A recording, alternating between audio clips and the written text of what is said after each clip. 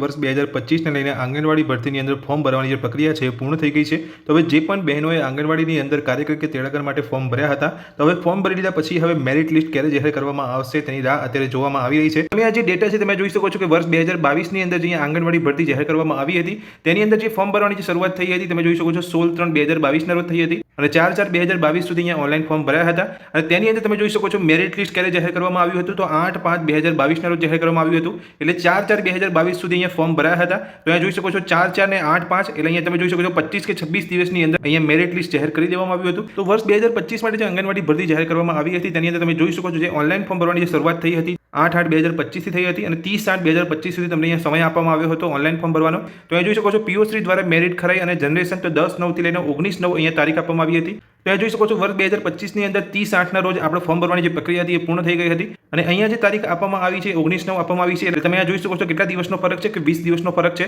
તો અહીંયા કહી શકાય કે વર્ષ 2025ની અંદર 19 તારીખ તો નહીં પણ 20 થી 25 તારીખની વચ્ચે એટલે કે 9મા મહિનાની અંદર 20 થી 25 તારીખની વચ્ચે અહીંયા આંગણવાડી ભરતીનું જે મેરિટ લિસ્ટ છે જાહેર થઈ શકે છે.